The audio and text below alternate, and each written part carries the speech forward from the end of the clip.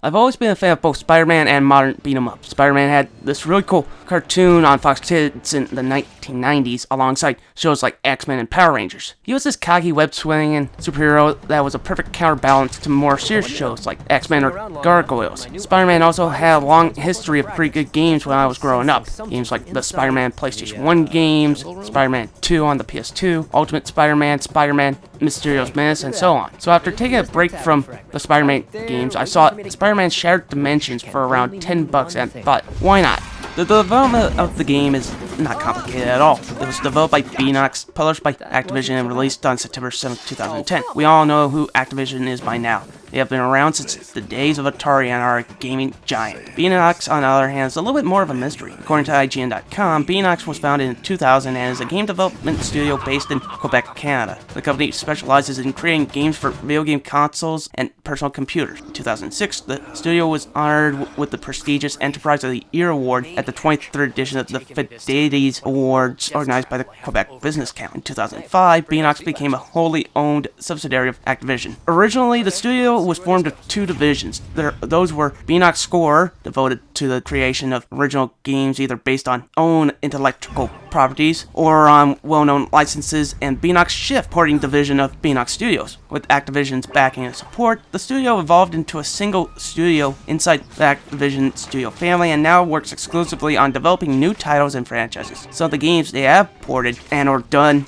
are the PC and or Mac versions of Evil Dead Regeneration, Spider-Man Web of Shadows, Tony Hawk 4, Tomb Raider Angel of Darkness, among a bunch of movie releases. In fact, the only original game that IGN credits them with is Pillars of Garandal for the PC, which on first glance looks like a Diablo-style top-down RPG. Anyway, enough about the development team. Let's get into the actual game. The plot is more or less a chance to play with a bunch of different versions of Spider-Man. Mysterio went out and tried to get the Tablet of Order and Chaos to rule the world. After Spider-Man caught him in the act of stealing it, he accidentally breaks it into many pieces, sending them into different dimensions. Mysterio, being as crafty as he is, hires a bunch of different baddies such as Kraven the Hunter, Carnage, and Dr. Octopus to go and get them. With the guidance of Madam Web, it's the job of the Spider-Man from each of 4 different timelines to go retrieve them and stop Mysterio from ruling the universe. The graphics are pretty good for a 2010 game. It reminds me of the Borderlands games, and in general, it's going to age really well over time. Each timeline feels authentic to the comic they are based off. For example, Spider-Man Noir has more of a Batman Arkham Asylum feel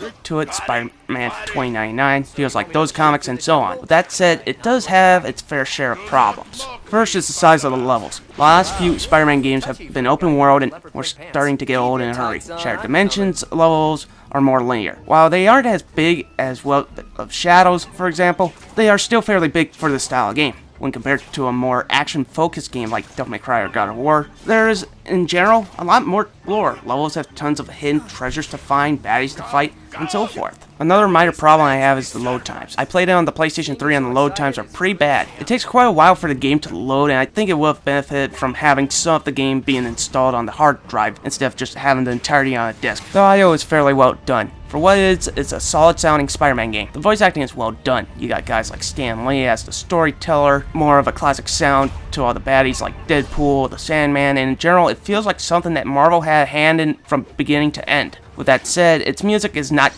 going to set the world on fire, but it's still a solid effort. The gameplay is like a really solid action. It's a fun action game, but if you want anything more than that's a lot to be desired. Beanox went in more of a God of War style direction, and it might be the right direction for just 1 or 2 games. The game does a lot of things right, and it starts with the controls. The controls are great. If you have any experience with the open world Spider-Man games, then you are going to feel right at home. Everything is going to feel familiar, but new fans will find it easy enough to get into. The combat feels really tight, and all the combos give you the feeling of really pounding the tar out of enemies. The levels are broken up into 4 acts. Each act of the game gives you 4 different levels to choose from with a different Spider-Man to play as. These include the Spider-Man from the 2099 Noir series, Amazing Spider-Man, and the Ultimate Spider-Man comics. Most of them don't really feel all that much different from each other except the Spider-Man Noir levels. Another thing I liked is how it handled challenges. The game's different challenges show your progress on screen. Like for instance, you have defeated 9 of 10 enemies, or you have found 5 of whatever number of hidden spiders. It's a nice way to show that you are going in the the right direction to complete that specific challenge. My only real issues are very minor. The first is that the game can get somewhat repetitive. There's variety in level design and gameplay. The problem is that at the end of the day, you are still doing the same stuff in games like Ultimate Spider-Man. This is more so because of how much we have seen Spider-Man over the years, and I think he needs a break from the video game industry. The other is the length of the game. The game is only around 10 to 15 hours on normal difficulty, with it taking 5 or more hours if you include finding all the extras and completing challenges. This can be more of a deal breaker at $60 or $70. The thing is that I feel that the game doesn't overstay its welcome. The levels for the most part are around half an hour to an hour, depending on how you go about playing it. Still, this is a solid play and action game that's good for a weekend rental. Overall, Spider-Man Shattered Dimensions is a solid action game. It's just a fun beat-em-up style game that both fans of Spider-Man and God of War style action platform games will enjoy. I think there is some franchise fatigue, but it doesn't take a lot away from the game. If you take it for what it is, there's fun to be had. I give it 8 out of 10.